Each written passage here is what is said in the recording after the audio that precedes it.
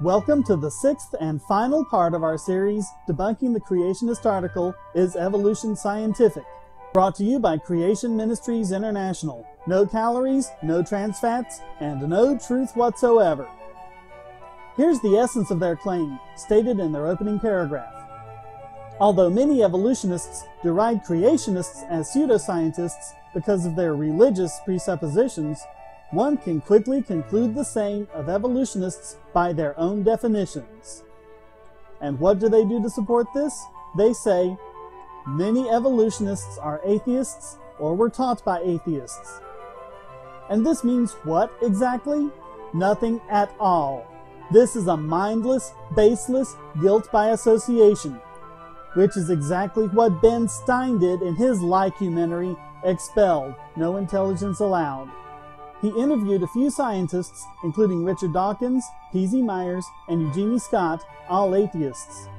Clearly, both CMI and the makers of Expelled are trying to convince you of a fixed association between evolution and atheism that just isn't there. In fact, Dr. Kenneth Miller, author of the foremost textbook on evolution, is a devout, practicing Christian.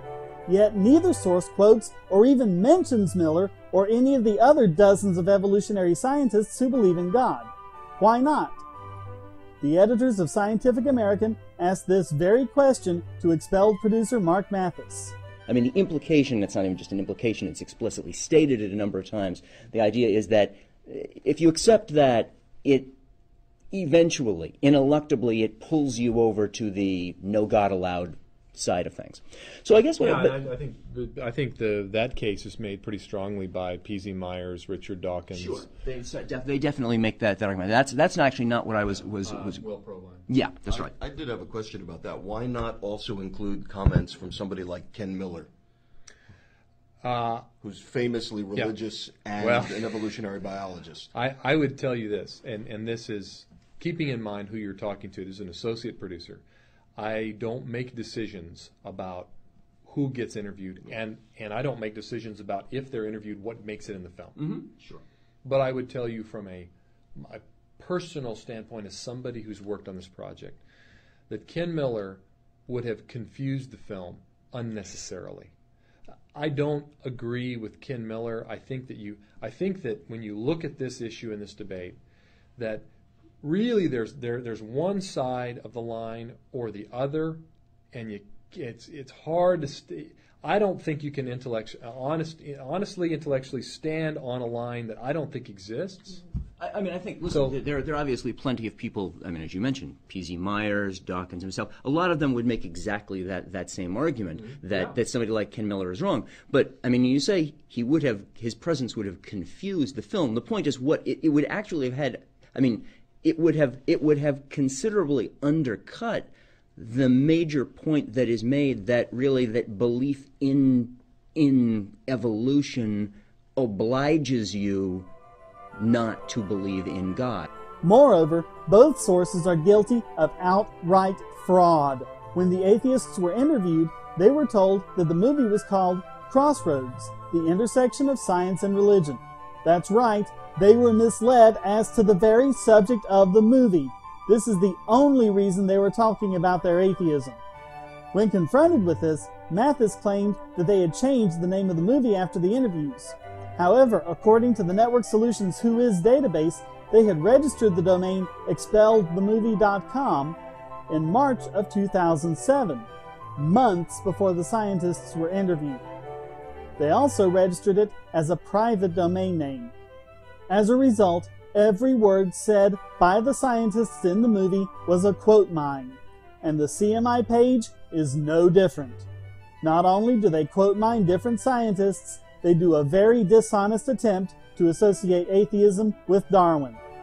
They don't quote Darwin making atheistic statements because he didn't make any. T.H. Huxley was a colleague and friend of Darwin who earned the reputation of being Darwin's bulldog, since he aggressively defended Darwin's theory from the assaults by the religious. So is it T.H. Huxley that they quote? No. They quote his grandson, Aldous Huxley, author of Brave New World.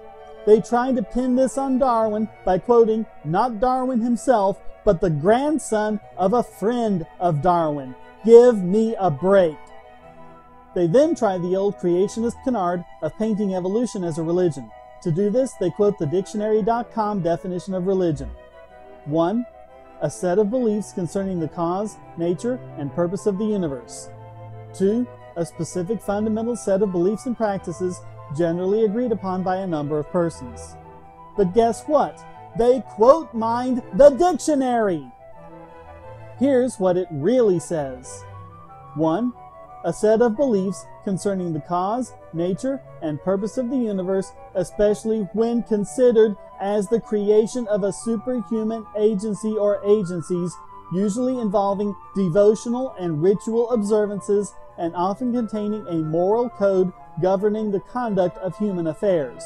That's very different from what they quoted. As for the second definition, 2. A specific fundamental set of beliefs and practices generally agreed upon by a number of persons or sects. The Christian religion, the Buddhist religion. The addition of the word sects and the two examples likewise make the definition very different from what CMI quoted. How pathetic is your position when you have to quote-mine the dictionary? So, does evolution have presuppositions? Remember that CMI got these criteria from the National Research Council's National Science Education Standards, so the relevant information is the paragraph CMI got this criterion from. Explanations on how the natural world changes based on myths, personal beliefs, religious values, mystical inspiration, superstition, or authority may be personally useful and socially relevant, but they are not scientific. The only one of these that they even tried to associate with evolution is personal beliefs, but that fails because of the mere presence of Christian evolutionists. Understand the difference here. Young Earth creationists, like those at CMI, believe that the universe is 6,000 years old because of presuppositions. It's based on a myth published in a book, which their personal beliefs tell them is inspired by a mystical deity, and they base the conclusion on the authority of the literal text. The conclusion of evolution that life is billions of years old does not come from any of these things, however, despite the fact that creationists commonly claim this. It comes from evidence, and that evidence stems from observations in geology, paleontology, chemistry, nuclear physics, and many other independent branches of science, all of which point to the same conclusion without any collusion or prior agreement between the scientists in these different fields. And the same is true for every other finding of evolution. Evolution is based on observation, deduction, and multiple independent lines of investigation. It therefore does not in any way violate the requirement as set down by the NSES. So is evolution free of suppositions? Check. In their conclusion, they write the word fail alongside each criterion, but the real fail, the major, epic fail, is theirs and theirs alone.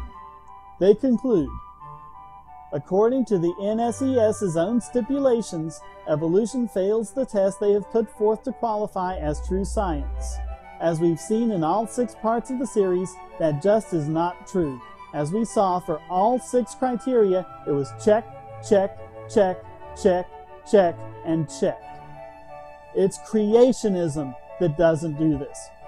Both creationism and its preacher in the lab coat version, intelligent design, fail all 6 criteria. They are contradicted by the observational evidence in numerous fields of science. They make no accurate predictions whatsoever. The logic breaks down to the point of being inconsistent with gravity, as CDK007 showed in this series. They respond to criticism with insults and platitudes. They commit frauds and hoaxes and use lies and quote mines often and with great relish, and it's all based on their own religious beliefs and their presuppositions about the literal truth of the Bible or the Quran or whatever their religious text is. Evolution is win. Creationism is epic fail.